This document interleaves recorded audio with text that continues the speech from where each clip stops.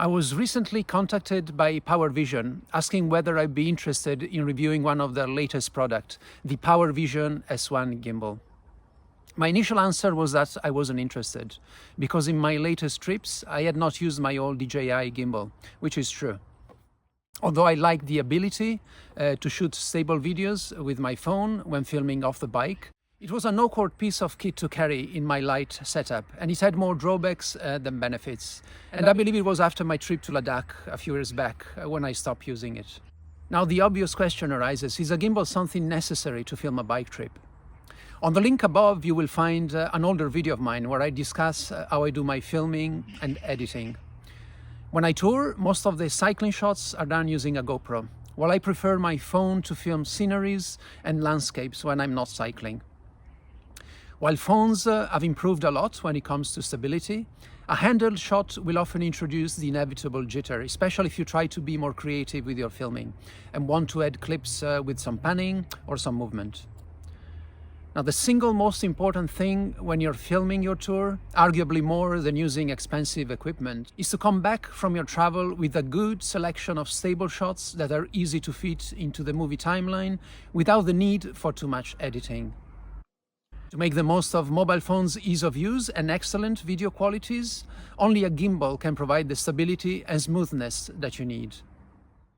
After my refusal, I looked at this product in some more detail and realized that actually the S1 gimbal solved many of my concerns, especially portability. And with its clever folding system, it could literally fit in my pocket. I then quickly sent another email to Powervision saying that I changed my mind and would actually be interested to test it and use it in my forthcoming trip to Turkey. This is what I received from Powervision. I love the black version they sent me, but it comes in a light blue or a light green color too. Now let's see what's inside the box. We have a diagram explaining the correct way to open the gimbal and attach the phone. A small leaflet with further instructions on all the functions, the USB-C cable for charging, and they also include this little mount that can be attached to any surface or, if unscrewed, can function as a car mount. What is striking is how tiny this little thing is, and weighing short of 300 grams, how light it is. The plastic body feels sturdy and has a rough finish that is both elegant and practical, as it makes it less slippery when holding it. To open the gimbal, you have some number stickers that guide you.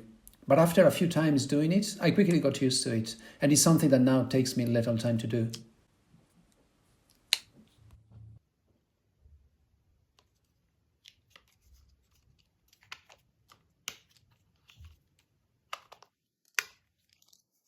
To attach the phone, they send me their universal magnetic phone clamp.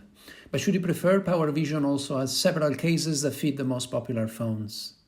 The clamp comes with a rubber insert if you don't use a phone case, and 2 more magnets. If you already have a case on your phone, all you need to securely fix your phone is the clamp itself.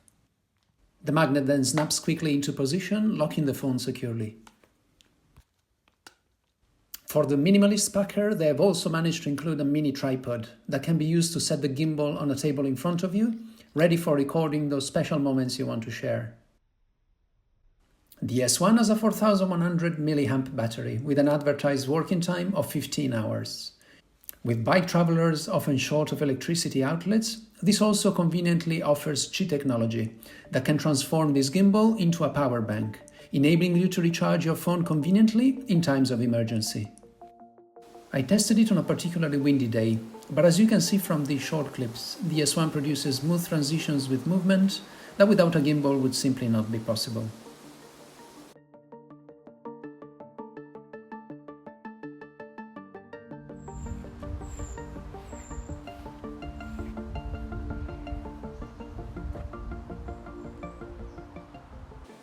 If you select an object on your phone screen, it does a good job of keeping it stable and centered, even while I'm walking around it.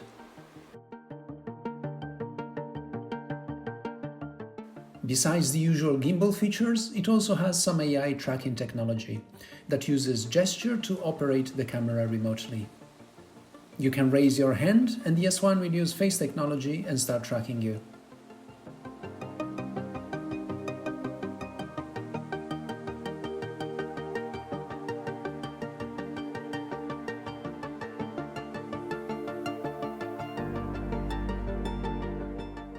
When you want it to stop following you, just raise your hand again and it will stop. These might seem a gimmick, but can be useful features to have in certain situations where you want to film yourself but don't have your favorite cameraman handy.